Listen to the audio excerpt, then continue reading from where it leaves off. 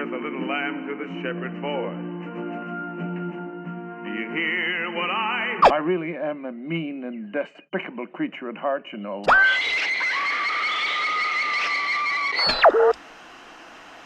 You may wish to adjust the dial. You are currently tuned into the wrong station.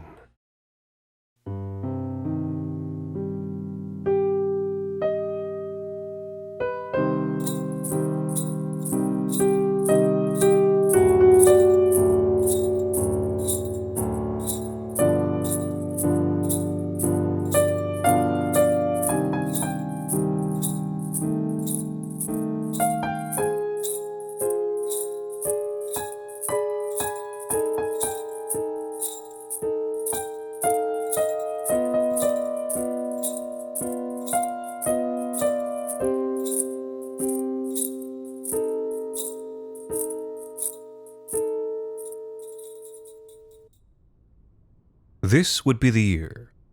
There was no doubt in his mind.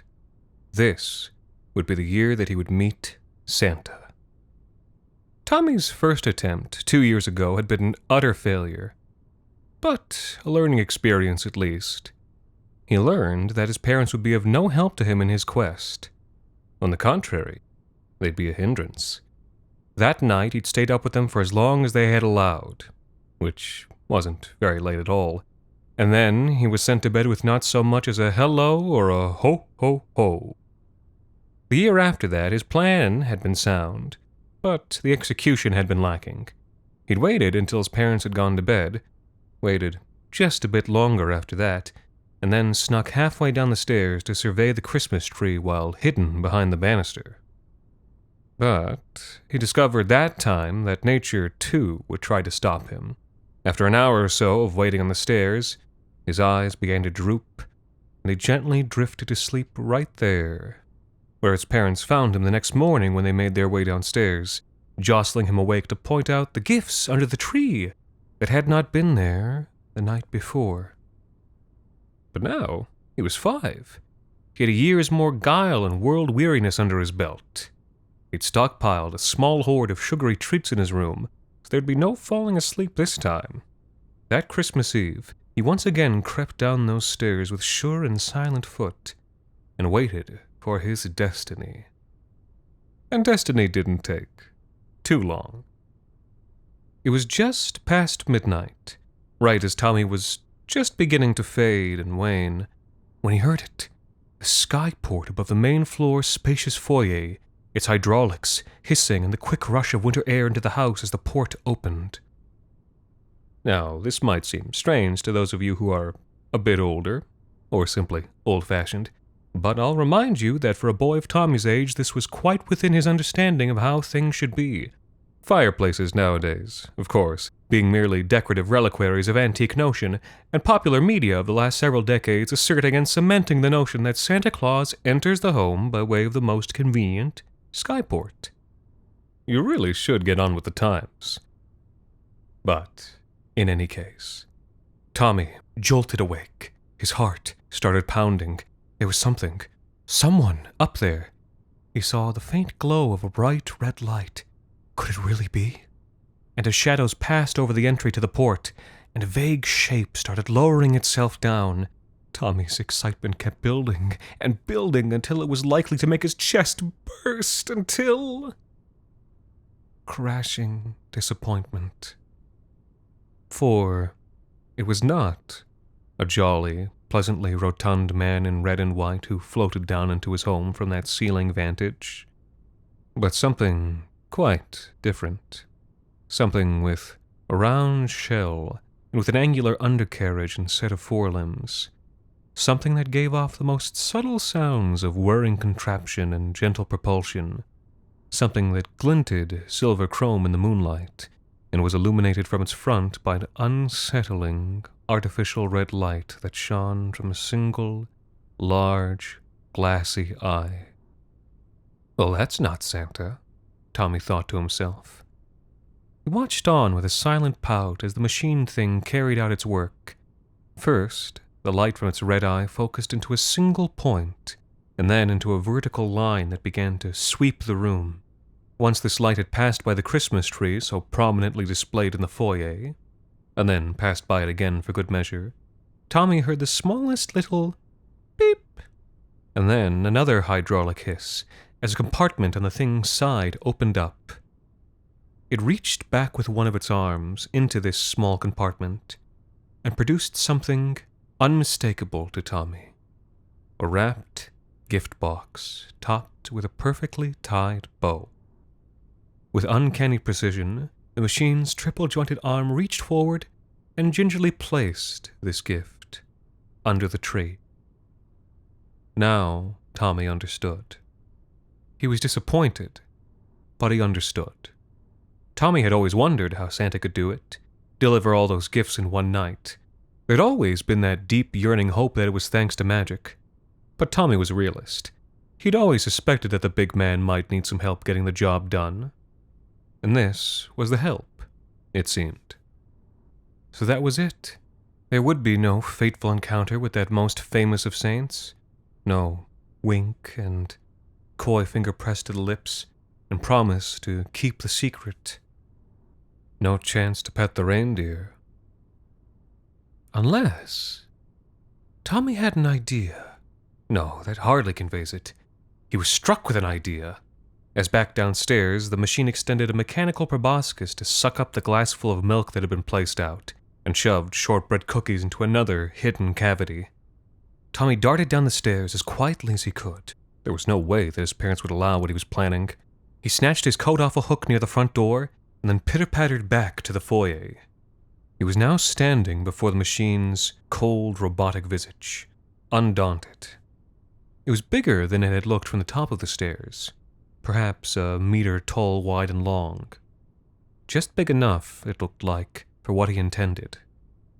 The machine, reflecting the boy's unflinching stare from its deep, red eye, signified nothing as it scanned him with that same wave of light from before. No beep, no anything. It paid him no mind at all as it began to quietly float back up to the ceiling, with the night sky above it. And seeing that the machine didn't care about him one way or the other, or at the least that it wouldn't try and stop him, Tommy jumped up to grab it before it was too far off the ground. The machine did not stop when he did, and from there Tommy managed to climb into a snug little corner of its undercarriage. And after no time at all, Tommy was looking down at the closing skyport of his home, a home that was becoming smaller and smaller until it was gone, and the envirodrome of his neighborhood shrank into the distance as well. Success. This would be the year that he would meet Santa, and if he wasn't going to come to Tommy, then Tommy would go to him. He wasn't quite sure for how long they were flying. How long could it possibly take to get to the North Pole? An hour? 2? It had always seemed so close on the holographic globe that hovered over Tommy's bedroom desk. As the high-altitude winds pierced even the thick synth down of his coat, he wished the machine would fly faster, so he could arrive sooner and warm himself by the banks of apple cider rivers or before the fragrant crackle of a cinnamon log fire. But eventually the horrible, cold flight came to an end, and they arrived at their destination. The North Pole didn't look quite like how Tommy had imagined it. It was a huge, gray, sprawling rectangle, a monolithic structure with windows sparingly scattered across its mile-wide and long exterior, huge bay doors that opened out to aerodromes, and a rooftop dotted with power converters and flue gas stacks.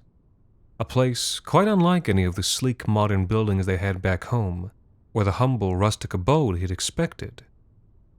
But there wasn't much time to dwell on it, for he and the machine were now descending at a slightly unsettling speed, specifically toward a smaller entrance at one corner of the building's roof, which hissed and groaned open as they approached. And once they had left the darkness and cold of the night air, and began to slowly descend down into the darkness and cold of this unknown place, Tommy finally felt safe to crawl out of his little nook and hop down to a concrete floor. Good thing, too, as the thing, heedless of Tommy as it had been all evening, flitted off as soon as he did, off to some unseen place. Maybe to restock on gifts, the boy thought. He stretched his arms out after the uncomfortable ride and tried to warm his hands. It was as icy in here as it had been outside. His eyes were beginning to adjust to the low light now, and he looked around him. He wasn't quite sure what to call this place, but to my eyes and yours it might seem like some kind of hangar, for surrounding Tommy were these large columns made of dark metal that stretched on in even intervals to far-off walls that he couldn't see. And covering each of these columns, top to bottom and all around, like ornaments festooning the trunk of a Christmas tree, were more of those flying, red-eyed machines. Except these ones were asleep, still, silent. It had taken another moment for his ears to pop from the high altitude, but Tommy's hearing had now come back to him as well, and, well, he heard something. Something deeper into this huge vaulted room, where perhaps the light was a bit brighter. A mix of sounds that, as he walked nearer, resolved itself into the screech of a gas torch cutting metal, interspersed with the distinct, low mutter of a person grumbling to themselves. Tommy, trying to stay hidden and quiet, moved between the metal columns. And now, finally, when the light and sound were very close, he peered around one of them. Someone, was sitting at a work desk that was now fully in view. They were wearing a dark, drab set of work clothes and an apron, and a thick welder's mask. White sparks flew and hissed as the figure repaired some unascertainable damage on what looked like an arm of one of the flying machines. The rest of the inactive unit lay in a pile next to the desk. Is this an elf? Tommy thought. It looked a little big for an elf. In fact, it looked about the size of a person. The big elf finished whatever it was doing and put down both the arm and its welding torch. It only took a moment after that before it noticed Tommy, who wasn't really hidden so much as just leaning out from behind that pillar, and in surprise it lifted its mask to reveal a soot-and-grime-covered male face. He looked at Tommy for a long moment, keeping his eyebrows furrowed and his lips tight. Finally, he looked away, flipped his mask back down, picked up the arm and torch, and resumed his work. None of my business, he muttered to himself. Work, just gonna keep working. None of my business, not this, not fires, not nothing. Above my station, that is. At this, Tommy wandered away. He'd now noticed a door on the far side of the desk that seemed to lead out from this dark room, and he had lost interest in this strange, dirty elf. Passing through the door, he now stepped out from low darkness into a world of brutal fluorescent light. Much in the same way that the outside of the workshop, for indeed this must have been Santa's workshop, did not look as he'd expected. Neither did the inside. He was standing on a metal catwalk that led straight on to a distance not worth considering, and crissed and crossed into innumerable other parallel and perpendicular paths along the way. Looking down, he saw more catwalks in the level below him, and the level below that, and a few more below that, further away than his child's eyes could see. But below could come later. For now, Tommy turned his attention back to the level he was on.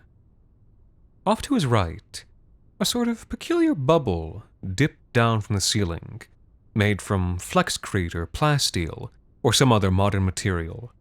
It was smooth and bare, except for the sets of shuttered windows along its midsection, and a door placed where the bubble connected to this top level of the catwalks. If you were inclined to, you could imagine that if someone stepped past the threshold of this door and out onto the grating, they could gaze down and survey all that happened in this strange, brutalist domain. They could spot the trails of smoke that were just now beginning to reach this top level. Smoke that seemed to rise from dimly glowing fires off in the hazy distance below, and that did not smell like cinnamon logs or ginger sweets, but like burning plastic. But in any case, the bubble. Santa's office, maybe? That certainly wouldn't excited Tommy guessed as he scurried over to it. Surprisingly, the front door was already open, just barely ajar. and in his haste to peek through it, Tommy didn't even look up to see the name and title etched into its frosted glass. Mr. Harvey, Facility Manager. So, no surprise to you and I that there was no Santa in that office, but only another disappointment for young Tommy. Instead, the room was occupied by another tall elf, this one wearing a plain, well-worn suit and a sheen of sweat. Sitting on his desk and nervously fiddling with the trinkets on it is a huge screen opposite the door, so huge it nearly took up the whole section of wall, came to life, and the sharp, hard visage of a silver-haired man filled the room with its sharp, hard voice. "Good evening, Paul," the man on the screen said. "Mr. Darby, I wasn't expecting your call, this late and on Christmas Eve." "No, I don't expect you were. I understand there's an issue down at the distribution center." Yes. You heard about that, sir. Well, I can assure you that the situation is under control." "I certainly hope so. It's Christmas. People will be expecting their deliveries, especially our friends at Kuiper 34. "Of course, Mr. Darby. I promise to you that there's been no impact to our holiday shipments, and that the shuttles for Kuiper will be leaving tonight as well. On schedule." "That's good. Because one work call on Christmas, well, that's life. But two? That wouldn't be good, would it?" "No, sir." "And Paul?" "Yes, sir." "Don't be scared to get a little rough, if you have to. We only promised Kuiper a certain number of units. Anything extra is a gift." That seemed to be the end of the conversation, and the face on the screen faded away. Though Tommy wouldn't have known. He'd quickly tired of the adult speak, and set off to look for the nearest staircase that could lead him down. Now about mid-level between the top catwalk and the bottom, details of the facility's ground floor became more clear. It was a harsh plain of painted concrete, a dull yellow cream color, almost that of eggnog, from which huge shelving units rose. Monumental shelves, the likes of which Tommy had never seen, each nearly the size of a tall building on their own. Shelves that were abundant with all goods known to humankind. Household goods, tools, apparel, and electronics. Industrial wares over in one large section, and even weapons and other military supplies in another.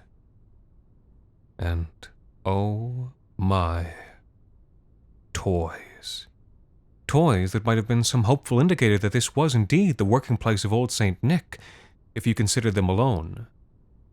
And if a good portion of them weren't currently on the floor in a burning pile.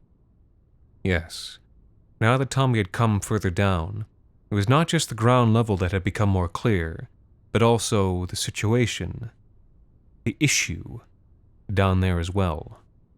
All around the facility floor, there were many small fires burning, and the suffocating chemical smell of burning plastic now wafted up into the air. And from where Tommy could see, the largest of these fires was in the section where it seemed they kept the toys. So many of them, melting, charring, or crisping up into ash. Spaceman Johnnies and Ragdoll Sues, grav balls, polyhedral puzzle blocks, and mag-lift train sets, even brain-linked sketch etchers, and, heavens forbear, Megahorse plushies. Which is not to say mega-sized plushies, but rather plushies of the newly bred Megahorse developed by geneticists a few years prior. It was truly terrible to behold. And all around this consumerist pyre, vague figures stood in assembly. Dismayed, Tommy began searching for a way down, so he could discover what lay at the heart of this catastrophe. And at the same time, unnoticed and unnoticing of the peril around them, more of those flying machines flitted about the shelves in sections, retrieving various items, ones that weren't on fire, and spiriting them off to be packaged and delivered. Tommy was closer now, close enough that he could see that these vague figures were more of the tall elves he had now encountered twice. Different from the other two, but similar to each other. Though they came in all shapes, colors, and sizes, these elves, people, you might even call them, All wore the same drab uniforms, a two-piece work set the same dusty beige as the floor, though each mottled uniquely with grime, sweat, and human filth. Each was rough-handed and pale for their complexion, as though the sun had never once touched their faces or the backs of their necks. Each, like that strange mechanic working so high up above them, slouched in a way that wordlessly conveyed a history of fear and despair. Though in this moment, the despair on those faces was masked behind a mesh screen of rage. Whatever violence and havoc had been raging earlier, for the moment things had come down to a simmer. The elves watched and listened as one of their own spoke from a pile of cardboard boxes, standing tall and speaking of what was fair and right, saying that they wouldn't go, that they wouldn't be discarded. This was met mostly with silent approval and the occasional furied whoop. With perhaps a year or two's more development of the brain and moral soul, Tommy might have felt a pang of sympathy in his gut. But instead, being 5 and only having lived his certain kind of life, his only distress was for the burning gifts below him. He climbed down toward the floor, and he did not descend alone. At the same time, from on high, someone else approached the gathering. It was the man from the bubble office, only he did not come down the stairs, but descended atop another of those flying machines.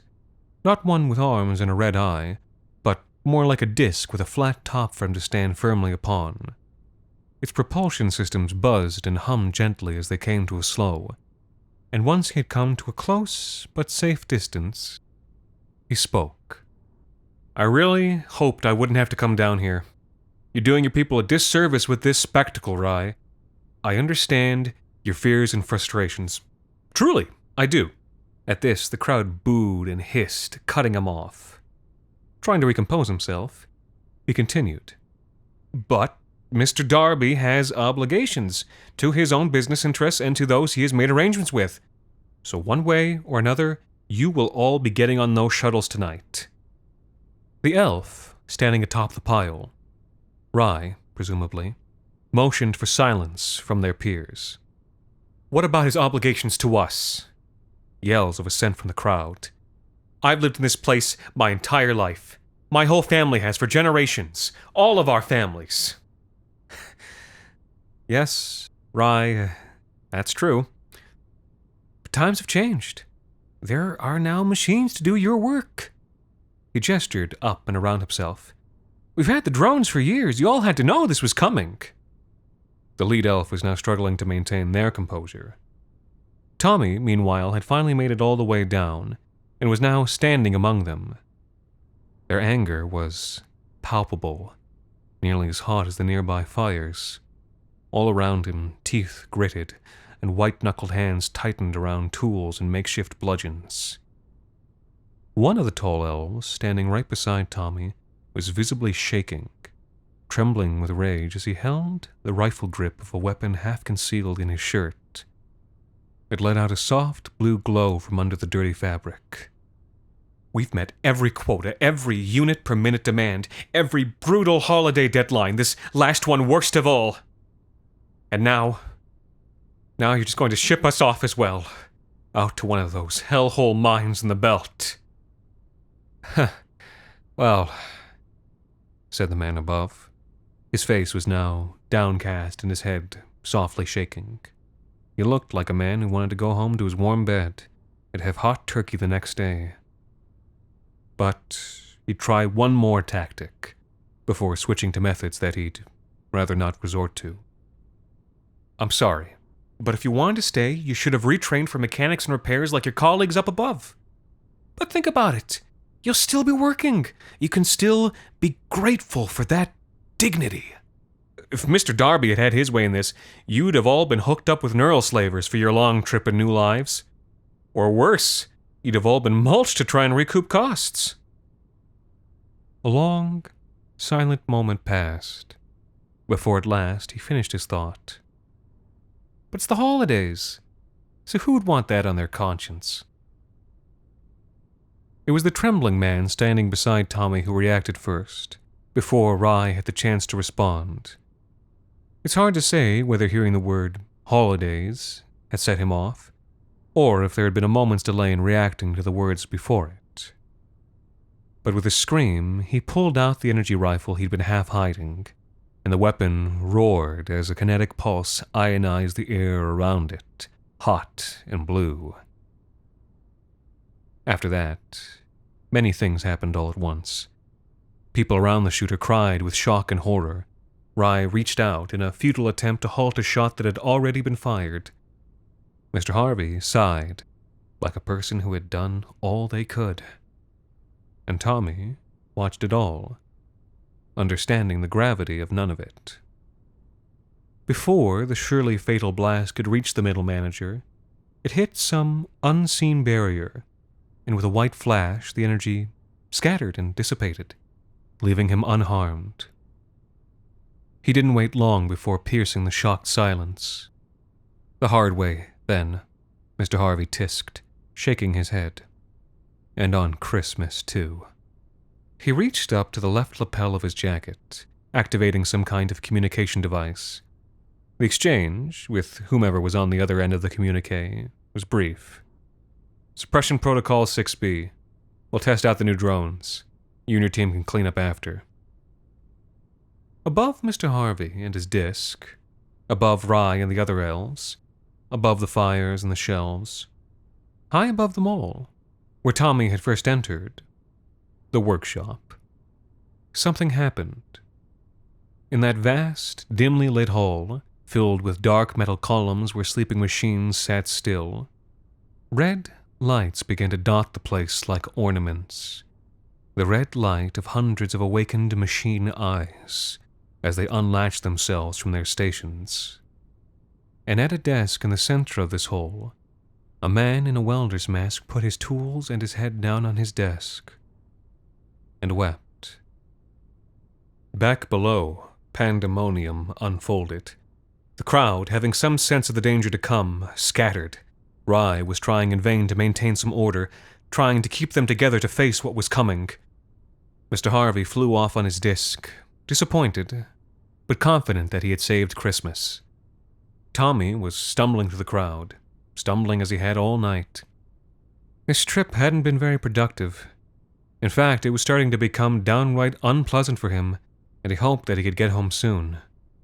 As he was distracted by these thoughts, a young woman in one of those drab uniforms noticed him, stopped, and reached down and grabbed him by the shoulders. She told him she was going to get him out of here, then scooped him up in her arms. Finally, some help. The drones were descending now.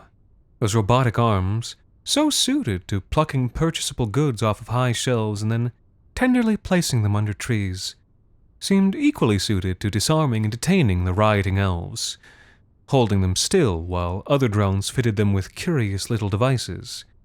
A head net of sorts that stretched holly green wires over the pate and had sleigh bell silver nodes at each temple. Each time an elf was fitted with one of these devices, it would fall to the floor in a spasm, seeming to have lost all self-governing function, and after that the pair of drones would then move on to find another non-compliant to fit.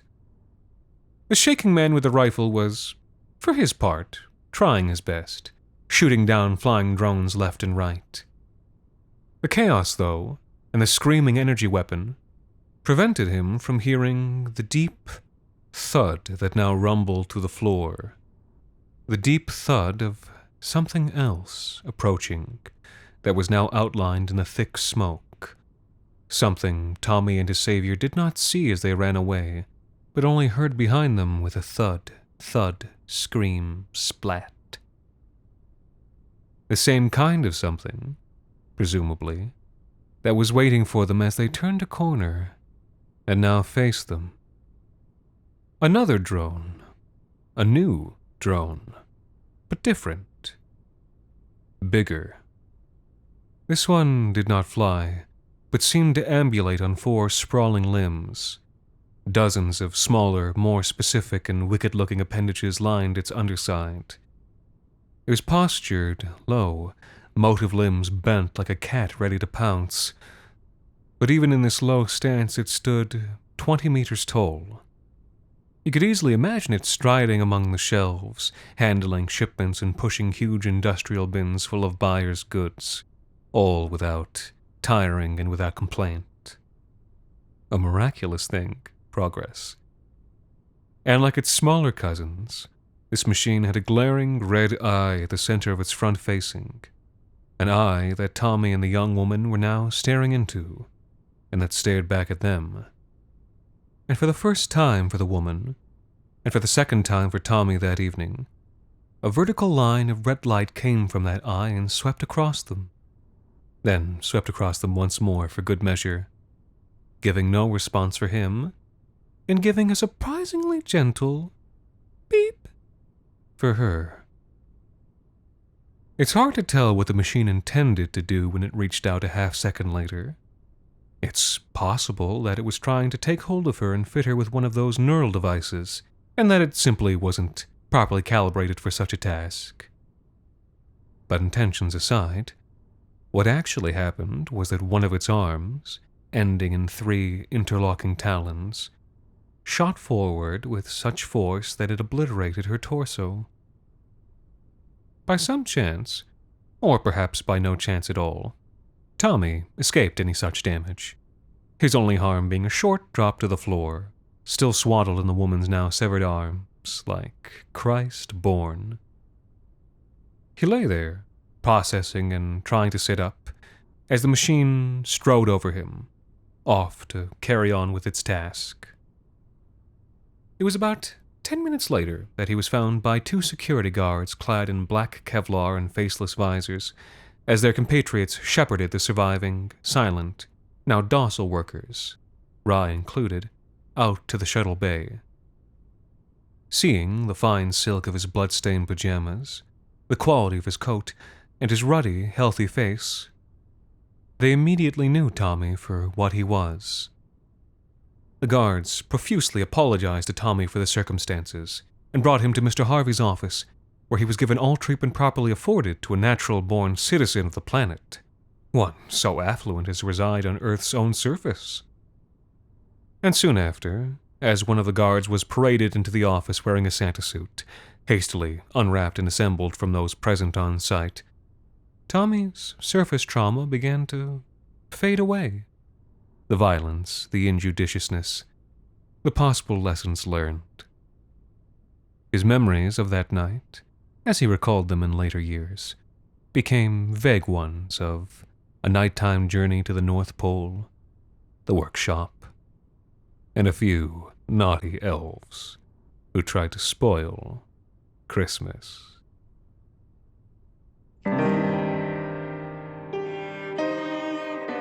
This week's episode, The Workshop, was written and performed by Anthony Botello. The Wrong Station is made possible with the generous support of our listeners on Patreon. Thank you to our new patron, John Proctor 1212, and a very special thanks to Paul Harvey and Rye for helping us keep the lights, well, off. You can also support us by leaving a rating and review on iTunes, or wherever it is you listen to The Wrong Station. The Wrong Station is co-produced by Alexander Saxton, Anthony Botello, and Jacob Duarte Spiel, with music composed and performed on the piano by Ilan Citrin, and arranged for the viola and performed by Viola Schmidt. You can follow The Wrong Station on Twitter, Facebook, and Instagram, and email us at thewrongstation@gmail.com. And until next time, happy holidays, a happy new year, and thank you for listening.